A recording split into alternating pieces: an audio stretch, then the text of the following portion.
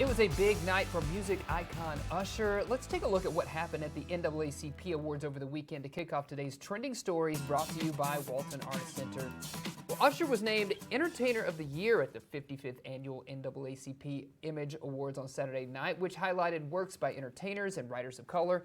He reeled off several of his recent big moments, including his sold-out residency in Vegas, getting married, releasing his 9th studio album, Coming Home, and his Super Bowl halftime performance, which incidentally became the most watched in the game's history.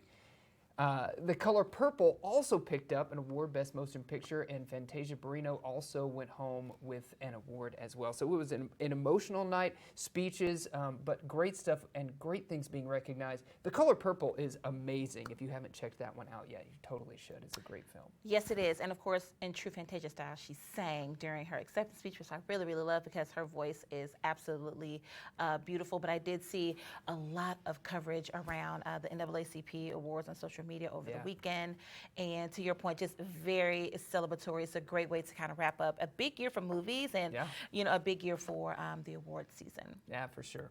Well, Iowa State University has a new class available for students, and it's about the science and practice of happiness. Oh, I love that. Yeah. Get into this story right here. According to the teacher of the class, around 60% of college students are experiencing some significant stress, depression, or anxiety. And she introduced this class to teach her students how to build habits to elevate their well-being. And while they're just halfway through the class, its success is already noticeable. There are 85 students enrolled in this semester. Other new classes typically get around 50, so they're already planning to have this class every semester, which I think is really, really great. Sometimes as a student, you do kind of need those classes that, those electives that are kind of one-off and are interests of yours, and even if that means you're exploring kind of things that make you happy, I think that that's important because once you're done with college, you're adulting. Yeah, you're right into adulthood, and I think that's where that stress and anxiety, some of it comes from. I just remember there's a lot of stress and anxiety not only around taking your classes and being successful on campus, but then you've got to think about your career afterwards. It's a big, busy time for your emotions. So, hey, maybe somebody watching right now at the University of Arkansas thinking about offering another elective next year. Maybe this is it, happiness class. Maybe. And another thing, too, I feel like young people, and I sound very old saying young people, are impacted by a lot more than things just outside of school. There's so much happening. They're so connected to the world around us, and those things impact students as well. So it's really important to figure out how can I unplug kind of from school, but then also how do I unplug from everything else happening around me. So I like that Absolutely, idea. Class of happiness. Class of happiness. Let's do it. Well, something that made a lot of families happy at the box office over the weekend, Kung Fu Panda 4 held its #1 spot atop the box office. Yes, I love it so much. Jack Black's so great in this role. It was the second weekend in release for this movie. Studio estimates say that the animation movie earned around 30 million ticket sales.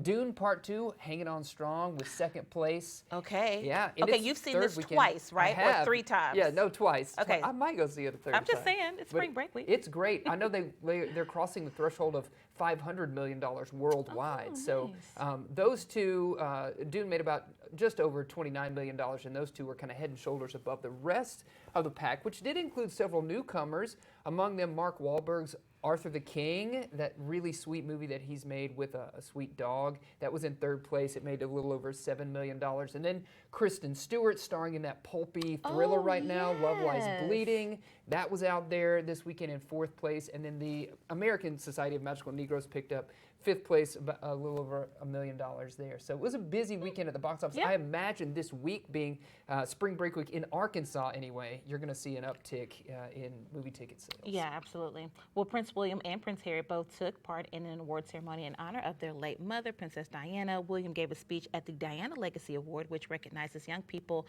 around the world who are working to improve their communities.